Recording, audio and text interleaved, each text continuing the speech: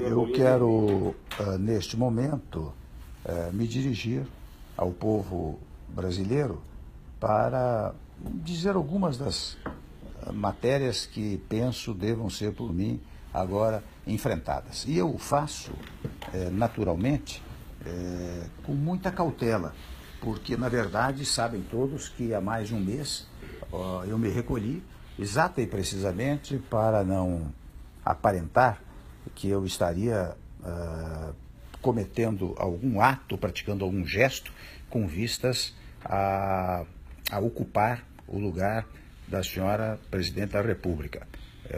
Recolhi-me o quanto pude, mas evidentemente nesse período fui procurado por muitos que estão aflitos com a situação do nosso país. Mas agora, quando a Câmara dos Deputados decide por uma votação significativa declarar a autorização para a instauração de processo de impedimento contra a senhora Presidente, muitos me procuraram para que eu desse, pelo menos, uma palavra preliminar à nação brasileira. O que eu faço com muita modéstia, com muita cautela, com muita moderação, mas também em face da minha condição de vice-presidente, naturalmente de substituto constitucional da senhora Presidente da República. E desde logo eu quero afirmar que temos ainda um longo processo pela frente, passando pelo Senado Federal.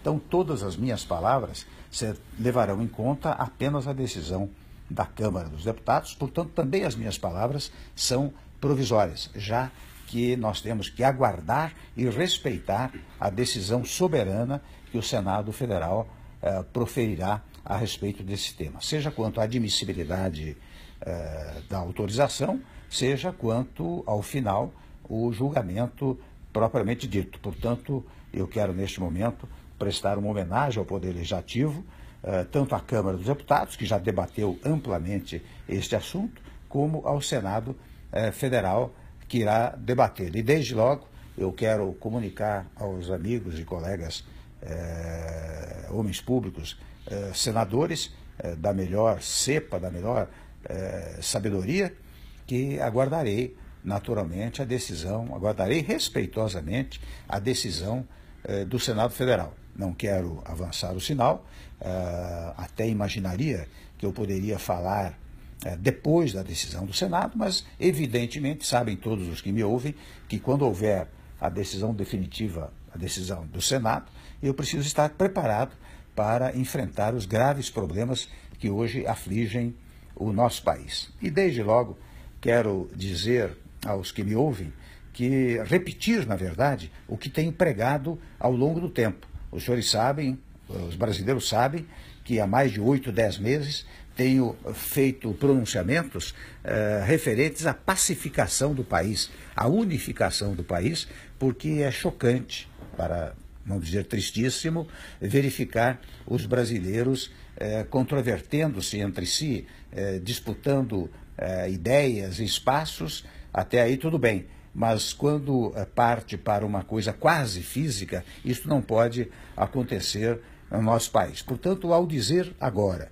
que a grande missão, a partir deste momento, é a da pacificação do país, da reunificação do país, eu quero dizer que estou repetindo o que venho pregando há muito tempo como responsável por uma parcela da vida pública nacional. Devo dizer também, isto fica para aconteça o que acontecer no futuro, que é preciso um governo de salvação nacional e, portanto, de união nacional. É preciso que se reúnam todos os partidos políticos e todos os partidos políticos estejam dispostos a dar a sua colaboração para tirar o país da crise. Sem esta unidade nacional, penso que será difícil tirar o país da crise em que nos encontramos. Para tanto, é preciso diálogo. O fundamental agora é o diálogo. Em segundo lugar, a compreensão. E em terceiro lugar, para não enganar ninguém, a ideia de que nós vamos ter muitos sacrifícios pela frente. Sem sacrifícios, nós não conseguiremos também avançar para retomar o crescimento e o desenvolvimento que pautaram a atividade do nosso país nos últimos nos últimos tempos, antes desta última gestão. Então, é preciso retomar o crescimento. E eu não quero que isto fique em palavras vazias. Tenho absoluta convicção, como muitos me dizem, que a mudança pode gerar esperança. E que, gerando esperança, isto gerará investimentos, não só investimentos nacionais, mas investimentos estrangeiros, porque precisamos restabelecer a crença no Estado brasileiro, nas potencialidades do Estado brasileiro. Devo dizer aos que me ouvem que eu fiz muitas viagens internacionais no primeiro mandato e verifiquei o quanto os outros países que têm muito dinheiro em suas mãos querem fazer aplicando no Brasil, ou seja, querem acreditar no Brasil. O que aconteceu nos últimos tempos foi um descrédito no nosso país. E o descrédito é que leva à ausência do crescimento, à ausência do desenvolvimento, que faz retomar a inflação. De um lado, portanto, nós temos absoluta convicção de que é preciso prestigiar a iniciativa privada, é preciso que os empresários do setor industrial, do setor de serviços, do setor agrícola, do setor do agronegócio, portanto, dos vários setores da nacionalidade, se entusiasmem novamente com estes investimentos. Mas, ao dizer isto, eu estou pensando apenas naqueles que possam investir? Não. Diferentemente, estou pensando em manter as conquistas sociais obtidas nos últimos tempos.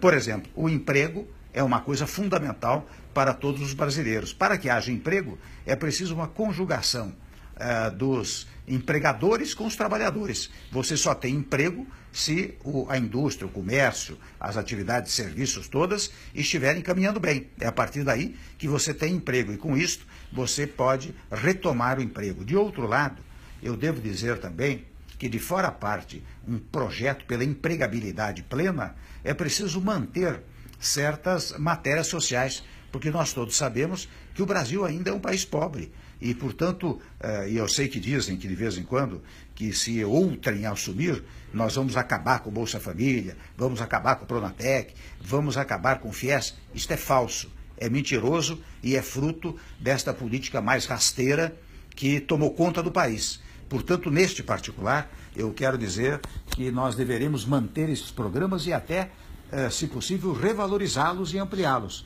Até que, e isto eu quero deixar claro, o Bolsa Família, por exemplo, há de ser um estágio do Estado brasileiro. Daqui a alguns anos é possível que a empregabilidade tenha atingido um tal nível que não haja mais necessidade do Bolsa Família. Mas isso, enquanto persistir a necessidade, nós manteremos, assim como o Pronatec, FIES, ProUni, todos esses projetos que acabaram dando certo no país. Portanto, eu lanço uma mensagem àqueles que têm o capital e lanço àqueles que querem uma mensagem do trabalho e lanço uma mensagem para aqueles que sequer trabalho ainda conseguiram. É claro que nós vamos incentivar enormemente as parcerias público-privadas na medida que isto pode trazer emprego ao país.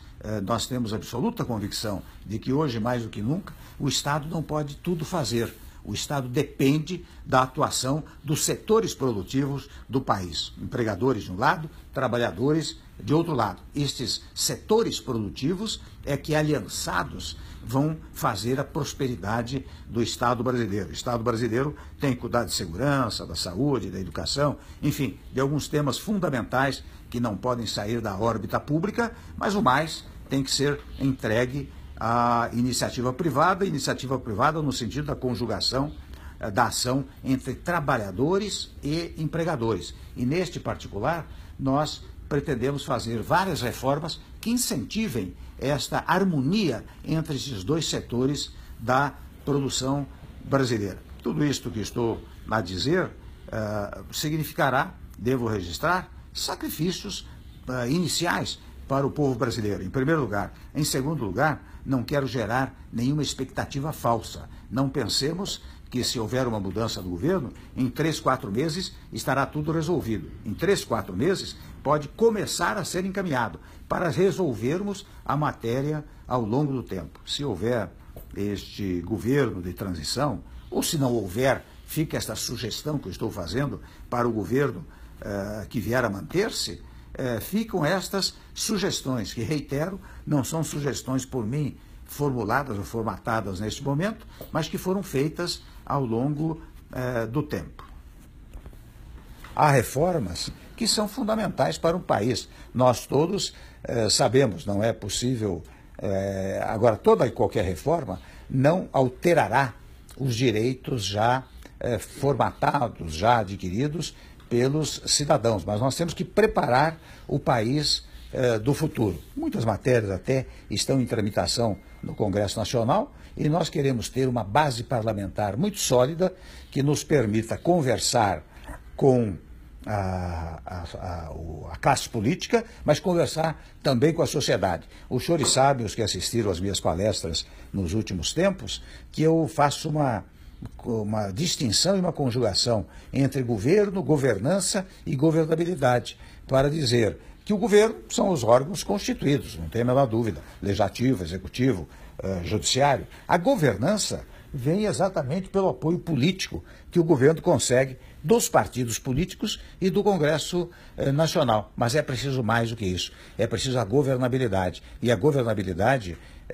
exige que haja uma aprovação popular do próprio governo. Portanto, a classe política unida com o povo levará ao crescimento do país e, portanto, ao apoio ao governo. É com estes três fatores que nós vamos lidar. É claro que não vou falar aqui sobre reformas que são fundamentais, porque isso será fruto de um desdobramento ao longo do tempo. Mas como não pensar numa reforma política? Como não pensar numa reforma tributária? E evidentemente que a reforma tributária envolve um outro tema, que é a revisão do Pacto Federativo. Porque toda vez que você pensa numa reforma tributária, você está pensando na distribuição de competências e de recursos para as entidades federativas. É preciso mais do que nunca que as entidades federativas tenham uma autonomia verdadeira, ou seja, que nós tenhamos uma federação real e não uma federação artificial, como tem acontecido nos últimos tempos. Sei, por exemplo, no tópico da federação, da grande dificuldade dos estados e municípios nos dias atuais. E há estudos referentes à eventual anistia, o perdão de uma parte das dívidas e até uma revisão dos juros que são pagos pelas unidades federadas. Nós vamos levar isso adiante, nós vamos estudar isso com muita detença e vamos levar isso adiante, porque a força da União também deriva da força dos estados e da força dos municípios. E a força destas entidades federativas depende da vontade, da boa vontade e do apoio da classe política e do povo brasileiro. Há matérias controvertidas, como a matéria referente à legislação trabalhista e à legislação previdenciária, que nós vamos fazer com um grande diálogo nacional, onde nenhum setor será esquecido, nem dos trabalhadores, nem dos empresários, nem do povo brasileiro. Mas toda e qualquer modificação que vier a ser feita será para garantir o futuro mesmo daqueles que já recebem salário, daqueles que recebem aposentadoria. É nestes termos que nós vamos trabalhar. Ou seja, o diálogo de um lado e a conjugação de esforços de outro lado serão os alicerces, digamos assim, do nosso trabalho. É esta manifestação que eu queria deixar ao povo brasileiro.